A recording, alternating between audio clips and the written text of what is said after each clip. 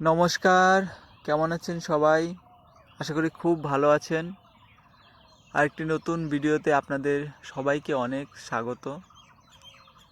শীত প্রায় শেষের পথে, আর কিছুদিনই শীত আছে। আজ ফেব্রুয়ারি মাসের 11 তারিখ। তো এই অবস্থায় যারা নতুন চাষি বা যারা পুরনো চাষিও যারা শশা চাষ করবেন ভাবছেন বা শশা চাষ করেন প্রতি বছর, তাদের মনে একটা প্রশ্ন ঘোরাফেরা করছে যে কখন থেকে আমরা গরমের শসাটা লাগাতে পারবো, বা গরমের শসা লাগালে আমরা কোন সময় লাগালে ভালো দাম পাবো বা লাভবান হতে পারবো। এই সমস্ত বিষয় নিয়ে আজকে আমি এই ভিডিওটি বানাচ্ছি। আশা করি আপনাদের খুব কাজে লাগবে ভিডিওটি। আর ভিডিও যদি ভালো লাগে তাহলে লাইক করবেন, আর চ্যানেলে নতুন আসলে সাবস্ক্রাইব করবেন। চলুন ভিডিওটি শুরু করি। দেখুন, গরমের শসা মানেই যে অনেকে বলে যে মাঘ মাস থেকেই গরমের শসা আপনারা লাগাতে পারেন। আসলে বিষয়টি সেরকম নয়। গরমের শসার মধ্যেও ভাগ আছে। এখন গরমের যেটা প্রধান শসা আপনারা লাগাবেন, সেটি মাঘ বা ফাল্গুনে লাগানো হয় না। গরমের প্রধান শসা যেটা মূল শসা চাষ হয়, সেটি হবে চৈত্র মাস থেকে শুরু হবে। গোটা চৈত্র মাসটা মানুষ গরমের শসা লাগায়।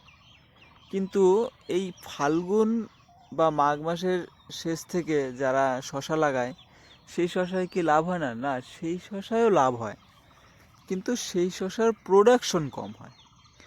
মানে কি, সেই শসাটা ওই চৈত্র মাসের শসার মতো অতটা হবে না, যে ওই রকম ফলন আসবে না। তাই বলে এই নয় যে এই সময় শসা হবে না।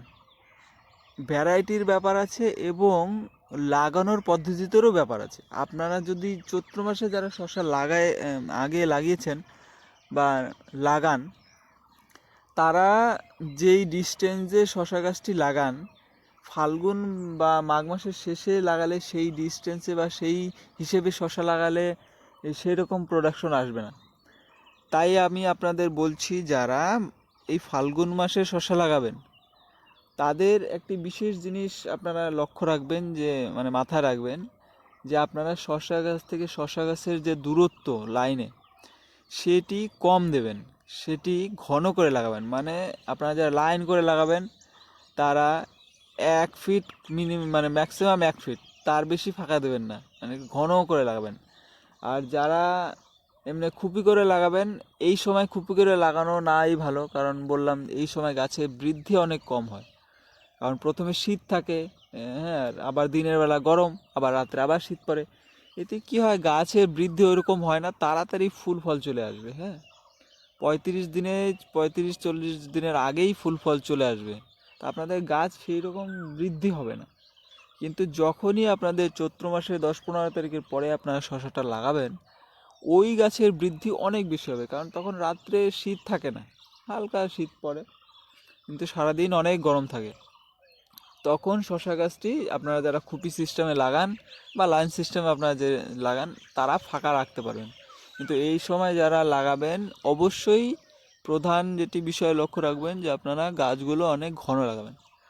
এখন দ্বিতীয় একটি বিষয় হলো যে কী বীজ লাগানো যায়। দেখুন, আপনারা যারা যারা গরমের শসা লাগান, যেসব বীজ আপনারা লাগান, আপনারা এই ফাল্গুন মাসের থেকে ওই একই বীজ লাগাতে পারবেন।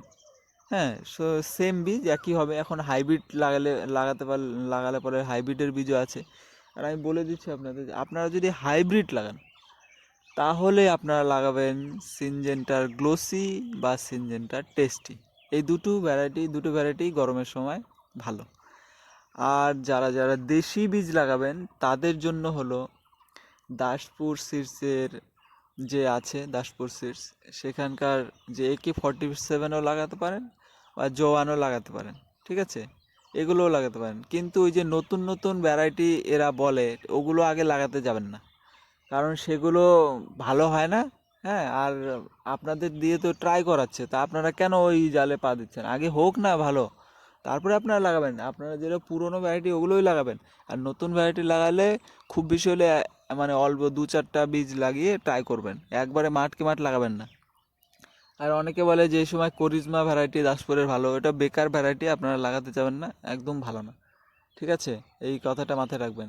আর যদি আপনারা আমতলা হাইটেকের বীজ লাগান তাহলে হাঙ্গামা 2 বা হোপ 19 এই দুটো লাগান, খুব ভালো রেজাল্ট। এগুলো আমি যেগুলো বলছি এগুলো আমার ট্রাই করা এবং অথেন্টিক, আমি আপনাদের কোনো বীজ প্রমোট করছি না, আমি নিজে চাষ করি তাই।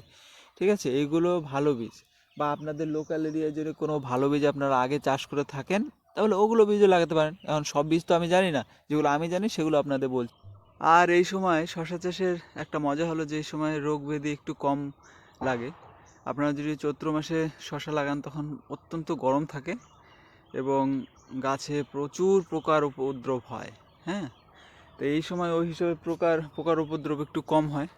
তাই আপনারা যারা রিস্ক নিতে চাইছেন না চৈত্র মাসে, তা আপনারা এই সময় শশাটি লাগাতে পারেন। আমি যেভাবে বললাম যে একটু ঘন লাগাবেন, বাস বেডগুলো একটু ঘন করে লাগাবেন, বীজ ঘন করে লাগাবেন, তাহলে আপনাদের প্রোডাকশন ভালো হবে।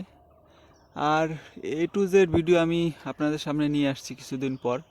আপনাদের শশা গাছে কীভাবে পরিচর্যা করবেন একদম ছোট থেকে বড় পর্যন্ত সম্পূর্ণ তথ্য আমি আপনাদের সামনে শেয়ার করব।